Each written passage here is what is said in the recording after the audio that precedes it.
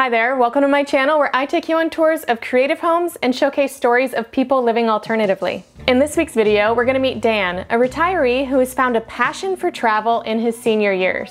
And boy, does Dan travel in style. His custom Overlander features comfortable indoor-outdoor living in even some of the most remote locations. But I want to know, is Dan's life your idea of the perfect retirement, or do you have a better idea? Comment below. And if you like these kind of videos, please make sure that you subscribe and hit that notification bell so that you know every single time I publish a new tour. But right now, let's take a tour of Dan's Overlander. Will you join me? Will you roll? Make this house our tiny home.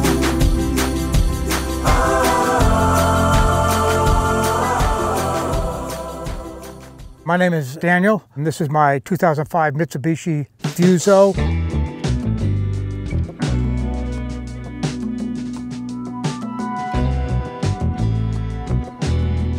I ended up going in the Air Force back in the 60s. I did a tour in Vietnam, and then another tour right after that in Taiwan, and just really got a taste for travel. And eventually I got married. I think I was about 30 when I got married, raised 3 kids, lovely wife. I retired, and within 2 years after I retired, she died of cancer. That first year after she died, I was just lost. I didn't know what I was doing. I finally decided that I need to do something. I need to get out, and I'm going to walk the Camino de Santiago. And that journey showed me a lot. It's really a life changer. It taught me that I can live with very little. You travel for a month or more with just a backpack that weighs less than 15 pounds. It's not the destination, it's the journey, and it really is for me. You know, when you get to the end, what's next?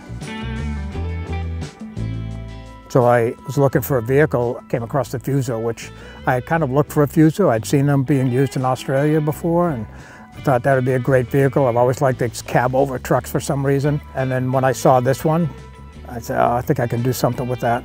I could have bought a Ford pickup and a Lance camper, it's like everybody else, but yeah, this had to be a little bit unusual. Maybe it's like me. I come up with these ideas, and I have to usually get somebody to do most of it. For one thing, I don't have the tools. I'm also kind of at a point in my life where I would rather go to somebody that has the expertise, has the equipment.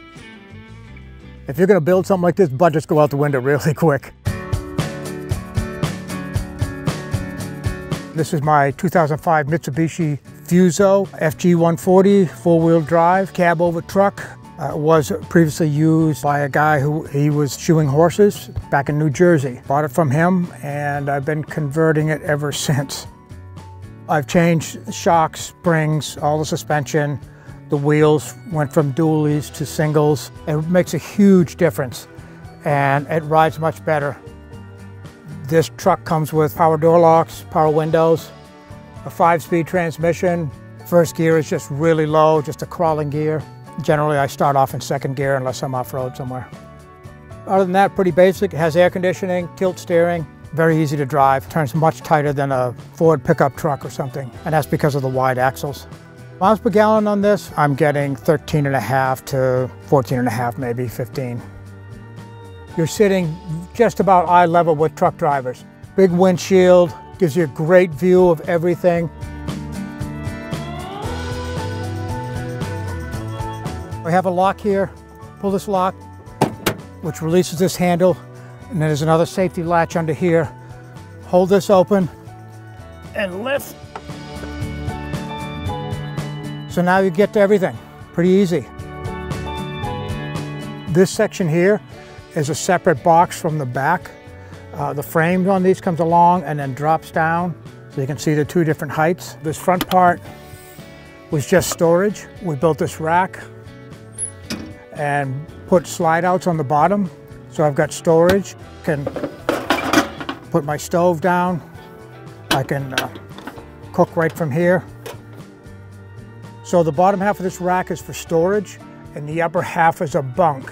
Because it is 2 separate boxes, we had to cut the wall out on both walls, and then we used an accordion seal up there to seal it up, because there is a little bit of movement in the boxes when you're off-road. And it seals it up, keeps water and dust and everything else out. And then moving back here, this other part opens up also. When I got it, I had to rip out all the interior storage, the walls and everything. My type of travel was probably more the live outside type, so this size was good for me. I didn't want to have to be inside all the time doing cooking and everything. So we ended up with a fridge freezer on a slide out. I think this is about a 60-liter Snowmaster refrigerator. So I can get to this from the outside. I can also reach it easily from the inside. We mounted this on the swivel and I can spin this thing around and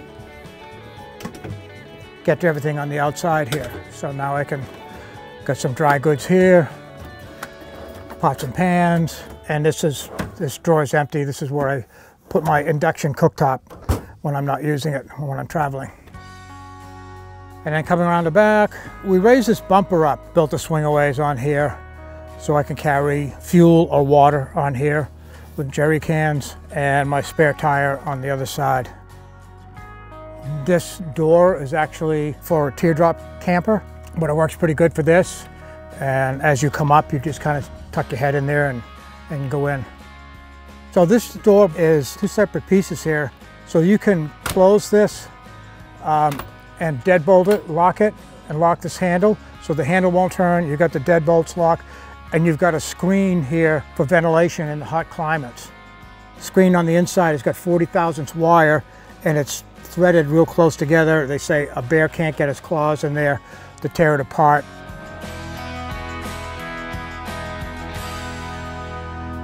Coming around this side, same thing as on the other side. This door opens up.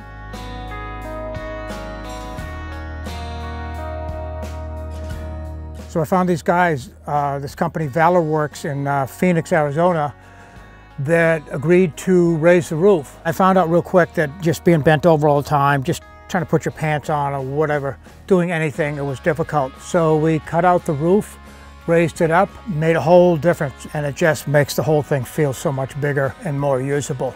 So composting toilet, small table, a couple of places to sit. When you've got an 8-foot box and another, I think it's about 30 inches, probably 28 inside, it's really limited as to what you can do. I have a rear entry door, so that kind of dictates that everything's going to be running north and south on here. This open space back here will be my sink eventually and water storage, and you have space in the back corner there for a small shower. Hopefully that works and I can get that done pretty soon. And then windows, Arctic turn windows. The shades that come down and a bug screen when you go up. So pretty nice windows. No moisture because they're double pane. This is the open sleeping area for myself. Yeah, my kids think I'm too old to be doing this. So this is about 28 inches wide, 29 inches. The box I think is 30 inches. It's actually pretty comfortable. I can sleep completely curled up. And then this is a second sleeping area that I can build up with these cushions and stuff. This is the guest bed. This is my second place to sleep. Inside of that bench, there's 4 lithium batteries. So I have about 540 amp hours of lithium battery. Victron equipment all through this, 3,000 watt inverter. I've got a ground deploy solar panel. I've got a solar panel on the roof, and I've got a 30 amp connector here also, if you're at a campground. This is the other front door with the sleeping area in the top, storage on the bottom. This is mostly tools and my connector for my 30 amp, water hoses, stuff like that in here.